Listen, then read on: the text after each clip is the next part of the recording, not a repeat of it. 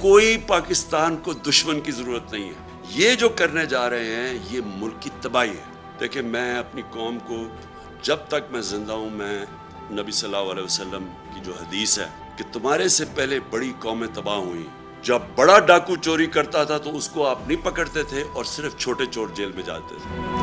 یہ جو انہوں نے امینڈمنٹس کی ہیں یہ صرف اور صرف اس ملک کی تباہی ہے، کیونکہ انہوں نے چھوٹ دے دی ہے سارے بڑے ڈاکوؤں کو. جو ایک نیب جس کا کام تھا کہ ان لوگوں کو پکڑنا، کیونکہ اس کے پاس انہوں نے سارے قانون بنائے ہوئے تھے اس کو پکڑنے کے لیے، انہوں نے وہ سب کچھ ختم کر دیا. اپنے آپ کو بچانے کے لیے انہوں نے ملک کے اندر دروازے کھول دیے چوری کے. اس وقت آپ کسی بھی طاقتور کو نہیں پکڑ سکتے جو بڑی پیسے چوری کرے. میں آج ساری قوم کو کہتا ہوں کہ آپ نے یہ خوف کا بت توڑنا ہے. یہ بہت بڑا بت ہے.